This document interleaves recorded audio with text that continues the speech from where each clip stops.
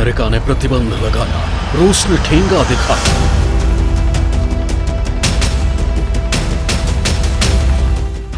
Putin की धोबी पछाड़ से यूरोप का हो गया बंटाधार।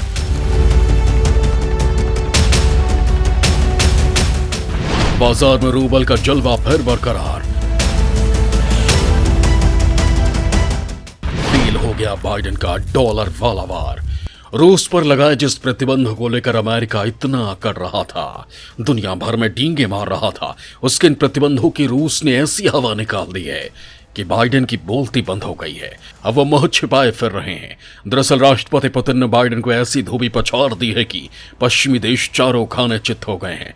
पुतिन के इस मार से पूरा यूरोप बौखलाया हुआ है। उन्हें समझ में नहीं आ रहा कि वो अब रूस को रोकने के लिए क्या करें, क्योंकि उनके सारे हथियार तो पुतिन ने फेल कर दिए हैं। रूस को इस संकट से उबारने के लिए कहीं कहीं भारत की भी अहम भूमिका रही है।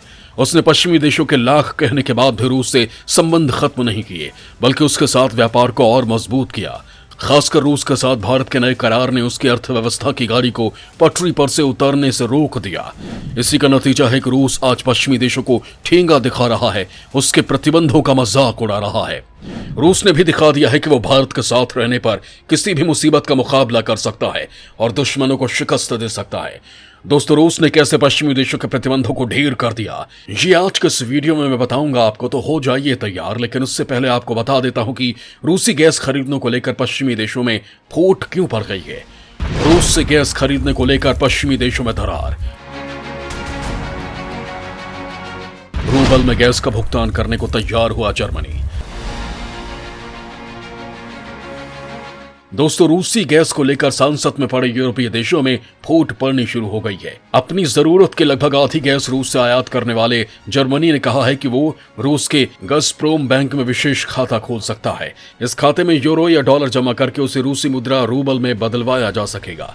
जर्मनी की माने तो इससे यूरोपीय यूनियन के प्रतिबंध भी कायम रहेंगे और गैस मूल्य का रूबल में भुगतान भी संभव हो जाएगा। हालांकि रूसी प्राकृतिक गैस के दूसरे सबसे बड़े आयातक देश इटली ने विशेष खाता खोलने की संभावना से इनकार किया है। इटली ने कहा है कि वो पुरानी व्यवस्था से ही रूस से गैस की खरीदी करेगा। इधर रूस ने गैस मूल्य का रूबल में भुगतान न करने पर पोलैंड और बुल्गारिया की गैस आपूर्ति रोक दी है।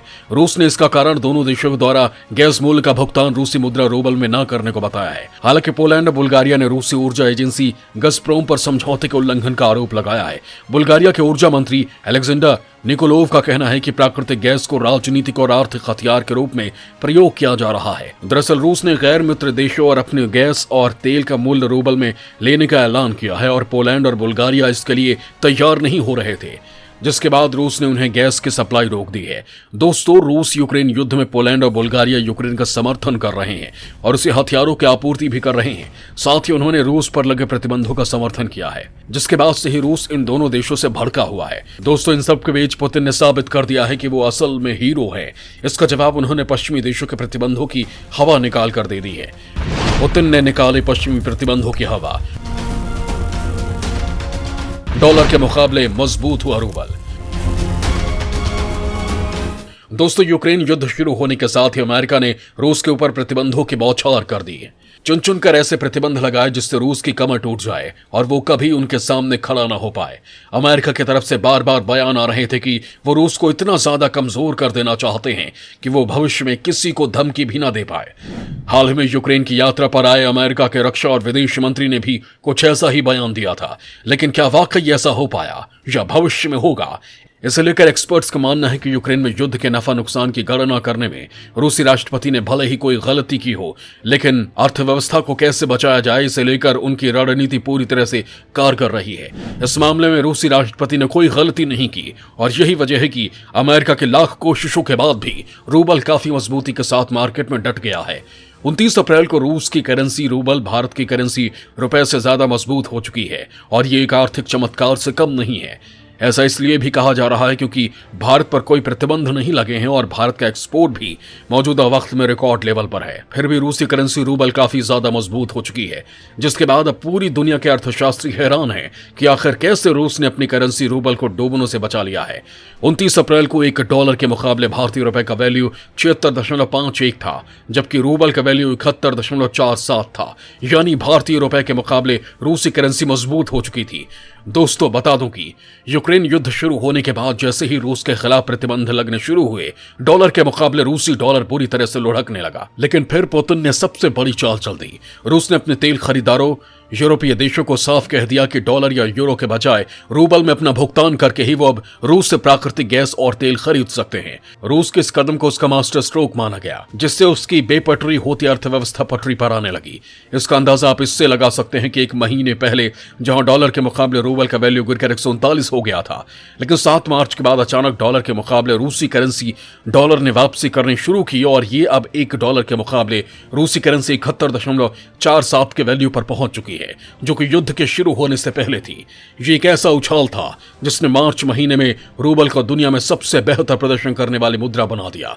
दोस्तों, दरअसल रूस के पास प्रतिबंधों से बचने का सबसे बड़ा हथियार तेल और गैस है, जिसके जरिए वो दुश्मनों को घुटनों पर ला देता है। पश्चिमी देशों के साथ भी कुछ ऐसा ही हुआ।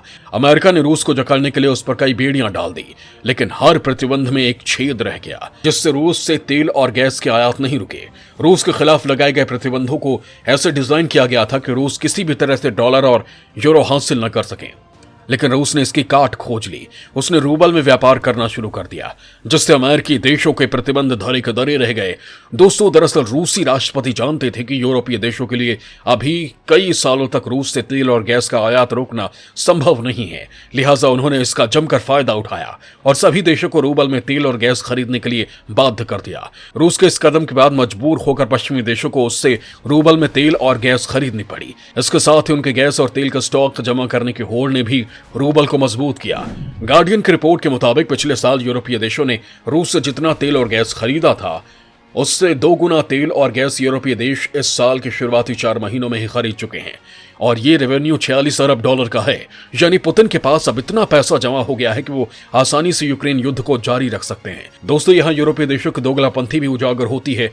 दरअसल एक तरफ वो खुद रूस से भारी मात्रा में तेल और गैस खरीद रहे हैं, तो दूसरी तरफ भारत को ऐसा नहीं करने की नसीहत दे रहे हैं। अपनी चोरी छिपाने के लिए उन्होंने दुनिया भर में भारत का नाम लेकर हल्ला मचा दिया था, लेकिन अब उनकी चोरी सामने आ चुकी है। दुनिया जान चुकी है कि अपने स्वार्थ के लिए पश्चिमी देश भारत को बदनाम कर रहे थे। दोस्तों, पुतिन के हक में सबसे बड़ी ये बात थी कि दुनिया के 2 सबसे ज्यादा आबादी वाले देशों ने यूक्रेन युद्ध में न्यूट्रल रहकर रूस की बड़ी मदद की।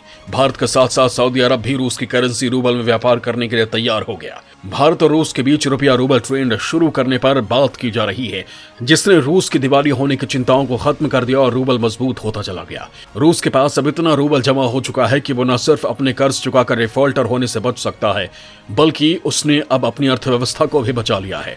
रूबल मजबूत होने से रूस को फौरन 3 बड़े फायदे होंगे।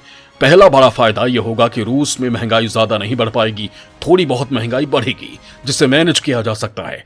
वहीं जब ये युद्ध खत्म हो जाएगा और जब रूस के खिलाफ लगाए गए प्रतिबंध हटने लगेंगे, तो फिर अंतर्राष्ट्रीय बाजार में कदम रखने के लिए रूस के पास करेंसी का अभाव नहीं होगा। वो काफी आसानी से एक मजबूत प्रतिद्वंदी बनकर दुनिया के बाजार में उतर सकता है। तीसरा सबसे बड़ा फायदा पुतिन को यह होने वाला है कि वो लगातार देश के सरकारी कर्मचारियों और अधिकारियों को सैलरी देने में सक्षम हो गए हैं, और किसी भी सरकार में लोगों का विश्वास बना रहे और वो मजबूत है, इसका संदेश जनता में जाए। सरकारी कर्मचारियों को मिलने वाली सैलरी इसका सबसे मजबूत सबूत होता है, और पुतिन ये संदेश देने में कामयाब हो गए हैं। यानी ये कहा जा सकता है कि पुतिन के बाउंसर ने पश्चिमी देशों को पूरी तरह से चित्त कर दिया है, और उनके इस कदम से रूस की जनता की नजर में उनका मान बढ़ गया है। जय हिंद, जय भारत।